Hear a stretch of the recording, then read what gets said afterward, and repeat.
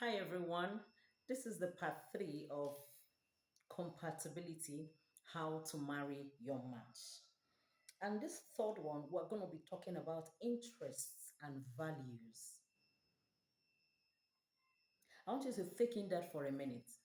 Interest and values. When we talk about interests and values, you see it from the first day of dating. You see it from the day where you had your first lunch date or dinner date. The choices everyone makes. I was watching what do you call it now? What do they call that now? Love Hunt show. In that Love Hunt show, the lady walked in and she was asked certain questions. What are your likes, interests? And then she was asked another question. What are your red flags? So she mentioned certain things. Among the things that are her interests, she said one way she catches her leisure is to sit by her corridors, her balconies, whatever, to catch a smoke. So immediately she said that, one of the guys, no, five guys popped their balloons. Now that showed me something. That on a first date, yes, you can decide what you can take. Interest. Be careful, be mindful. You're out with me on the first date, and I made a choice of soft drink, and you are making a choice of an alcoholic drink, and tomorrow we're going to be going back and forth. You're taking too much alcohol. You saw it on the first day. Interest. There are things you don't change because you met a guy. There are things you don't change because you met a woman. There are things that have become a part of their lives before you emerged. Such things are always difficult to make a U-turn. I take you for the first time, what you show me. You can't fake that. This is you. This is you and your leisure. This is you and your fun. This is you and your hobbies. I take it. I am there in the chair with you. We're trying to get to know ourselves. There's football going on. Arsenal is playing with maybe Man U or something. And half of the time, your eyes are on the screen. It is going to be very, very, very clear for me that this guy is interested in football. Do you like football as a form of leisure? If you don't, he is showing you that this is part of who I am. We're not going to have issues with it tomorrow when I wake up and then pick my car key to go have fun in the club with my friends.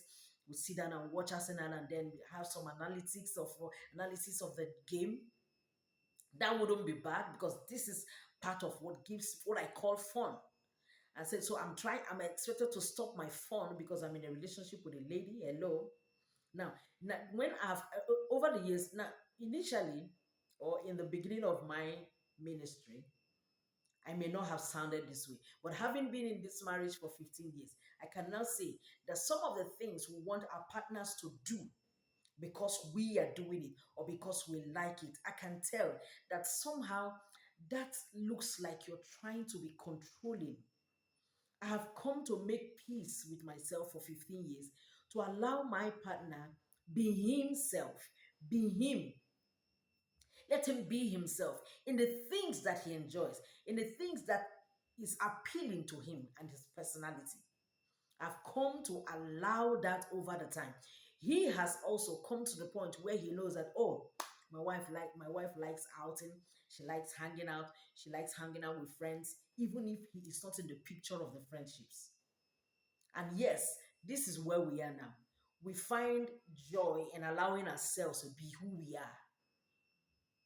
So I don't believe in that, because he's watching football, you have to come and sit and enjoy his fun, enjoy his values. It's also a mindset. If that's your mindset, look for who believes in it.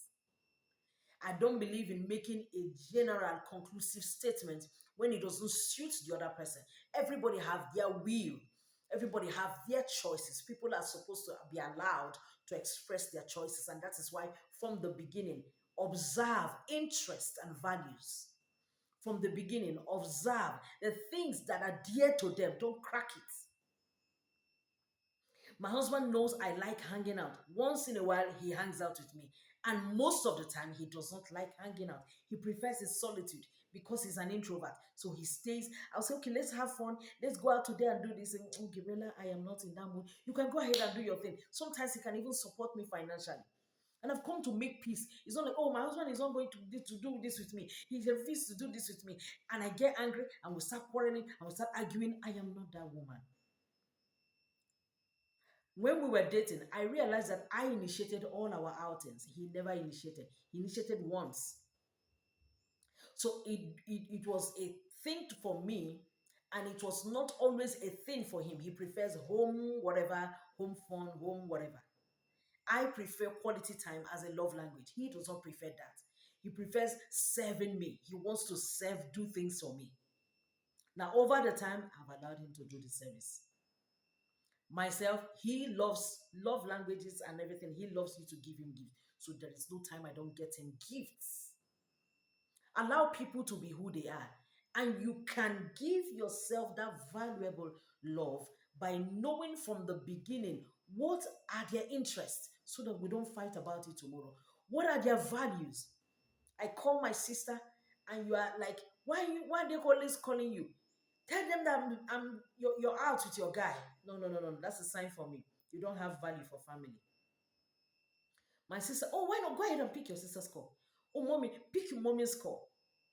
My mom wants to see me. Shebi, you went last week now to see them. You want to also go again next month? You don't have value for family. That's a value system for me.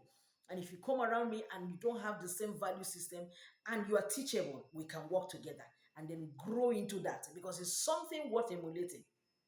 But if you are very, very like, no, no, no, it's a no, no, no, no, no, no, no, no. Family shouldn't come around. Family shouldn't be there. Family, it's a no for me because I'm a family-oriented person. Values. What do you value? What do you hold dear? Do you prefer eating out or eating in? What are your standards? What are your checks? These are the things that calls forth compatibility. If you do not observe those checks and you go blindly in love, when you enter the marriage, you're going to see that love was not really blind. You chose to close your eyes. Love is never blind anyway. Love's eyes wide open. And that's why people walk away from marriage and do divorces because the love became what? Very visible. So evaluate your interests and values. These are the things that make us compatible. If you see that the interests and the values your partner or your intending partner has is something that you can walk over with, go ahead. If it is a no-no for you and a red flag for you, please observe your red flags to avoid a whole lot of frictions in the future. These are the ways to give ourselves peace in relationship. Make your choices clear above even falling in love because love is never enough. Thank you so much.